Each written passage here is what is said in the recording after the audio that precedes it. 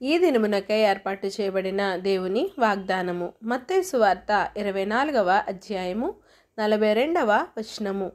ఏ దినమున మీ ప్రభువు వచ్చునో మీకు తెలియదు, గనుక మెలకువగా నుండుడి.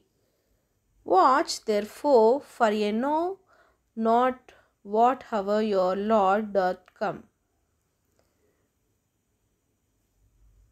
దినము వరకు కాదు గాని ఏ క్షణమున ఏమి జరుగునో ఎవ్వరికీ తెలియదు.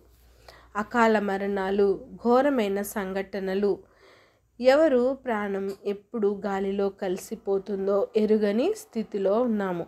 భయంకరమైన దినములలో ఉన్నాము. దేవుని రాకడ గుర్తులు సంభవిస్తున్నాయి. ఆయన రాకడ సమీపంలో ఉందని అర్థమయ్యే పరిస్థితులు ఈ లోకంలో జరుగుతున్నవి.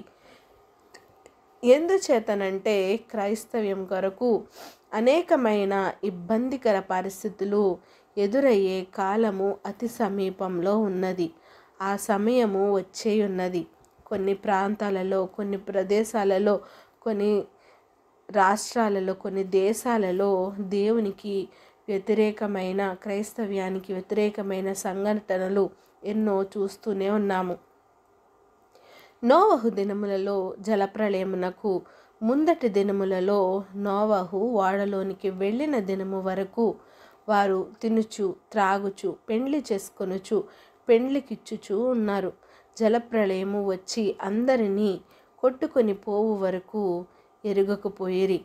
అలాగుననే మనుష్య కుమారుని రాకడ కూడా ఉండును అని వాక్యము సెలవిస్తుంది. ఇద్దరు పొలంలో ఉంటారు, ఒకరు ఎత్తబడతారు, ఇంకొకరు విడువబడతారు. ఇద్దరు స్త్రీలు తిరగలి విసురుతూ ఉంటారు, వారిలో ఒకరు ఎత్తబడతారు, మరి ఒకరు విడువబడతారు. కావున ఏ దినమున ప్రభు వచ్చినో ఎవరికి తెలియదు.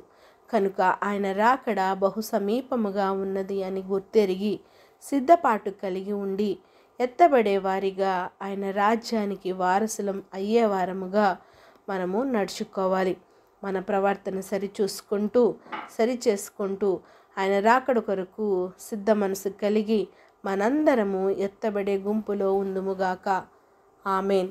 చిన్ని ప్రార్థన. మమ్మల్ని అతి మిక్కిలిగా ప్రేమించిన మా ప్రియ పరలోకపు తండ్రి, మీరిచ్చిన ఈ వాగ్దానం నాకే వందనాలు దేవా. అవును ప్రభువా, ఈ ఉదయకాల సమయంలో మరి ఒకసారి మీరు మాతో నాయన మీ రాకడ గురించి నాయన తండ్రి ప్రభా సెలవిచ్చిన విధానాన్ని బట్టి వందనాలయ్యా. అవును ప్రభా, ఏ దినమున మీ రాక సంభవించునో అది తెలియదు కనుక తండ్రి ప్రభా సిద్ధపాటు కలిగి నాయన మేమందరము ఎత్తబడే గుంపులో ఉండులాగును సహాయం చేయండి.